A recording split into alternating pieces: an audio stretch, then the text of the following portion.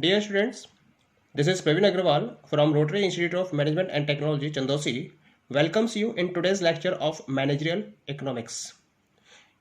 In my previous lecture, I was discussing about the short-run cost function and its different components. Total 7 components were there: TFC, TVC, TC, AFC, AVC, AC, and MC.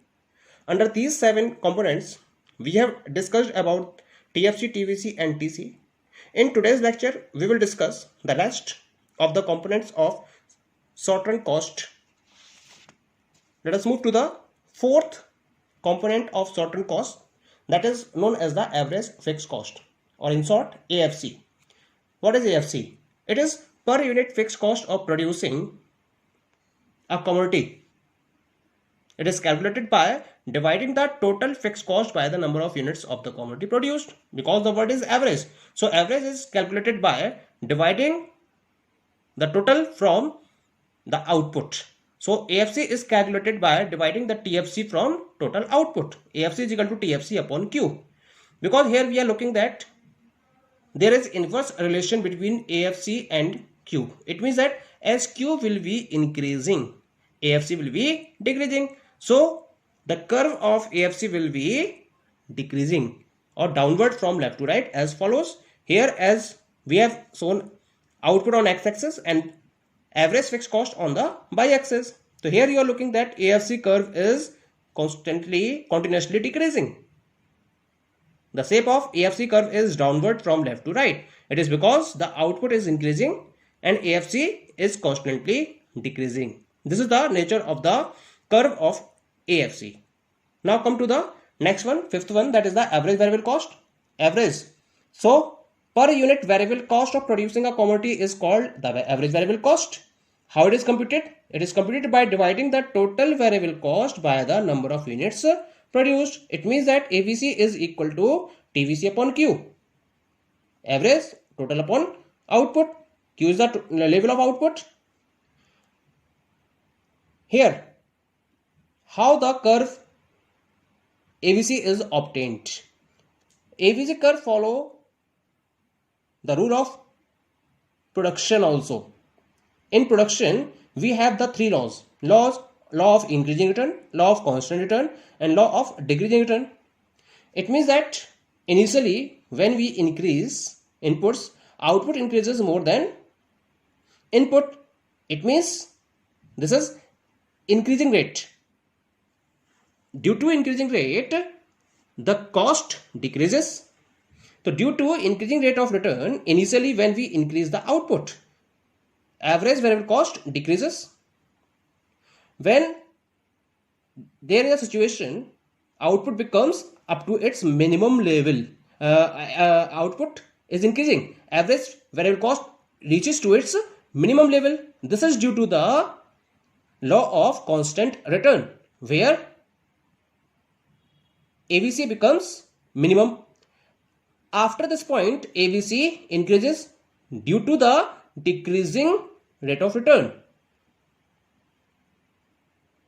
That's why the AVC curve is having its nature.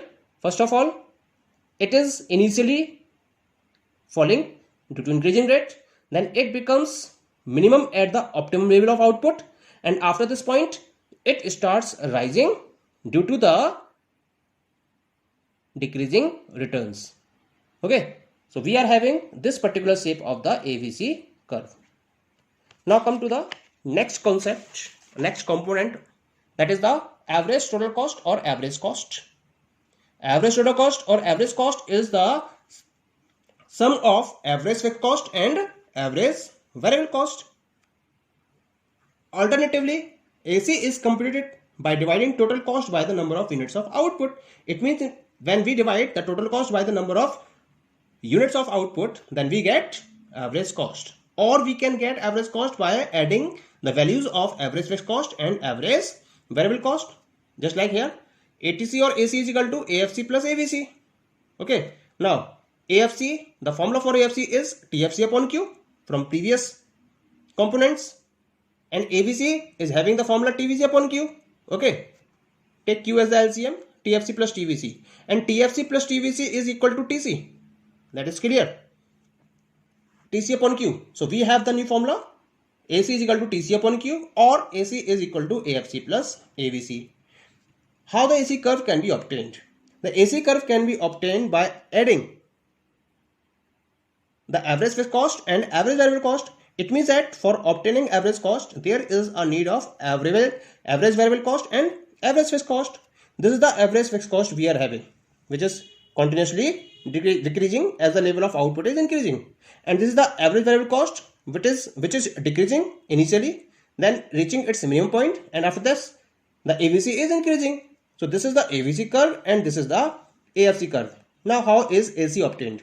We have to add these two curves together. So this is the AC curve, which is just parallel to the AVC curve but above to the AVC curve. So this is the AC curve. The nature of AC curve is also like the nature of AVC curve because AFC is continuously decreasing. So the nature of AC will be according to the nature of AVC. As AVC decreases initially, then reaches its minimum point, and then from that point it starts increasing. In the same way, AC starts decreasing initially with the increase in output, then it reaches its minimum point, and from that it rises.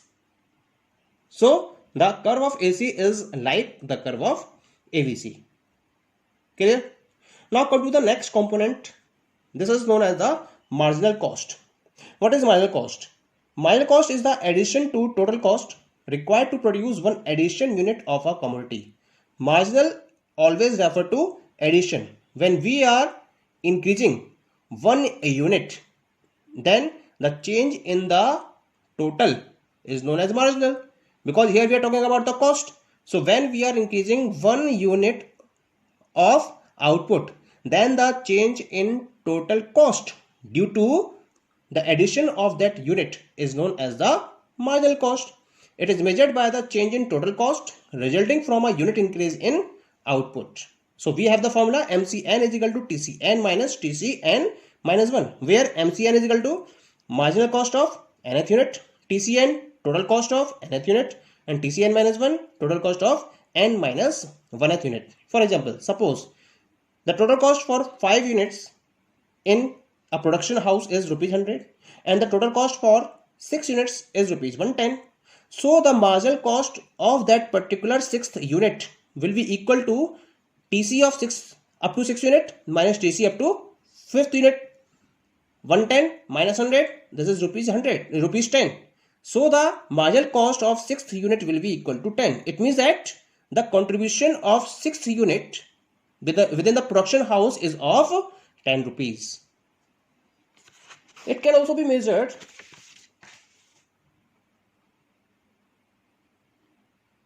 in alternative way also. Marginal cost is determined by dividing the change in total cost to the change in total output. It means MC is equal to delta TC upon delta Q. Delta TC is change in total cost and delta Q is equal to change in total output. The MC curve also follow the rule of law of return to scale. So its curve is U-shaped also. Initially it starts decreasing, then reaches to its minimum point, and from that point it starts increasing. So the curve of MC is also following the rule of law of return to scale. That's why its curve is U-shaped, as you are looking here. Clear? Now we move to the next topic. This is the relation between average cost and marginal cost. That is very important, and we will use this concept in further discussion. What is the relation? Let us discuss. So here we are having the graph. This is the AC curve and this is the MC curve.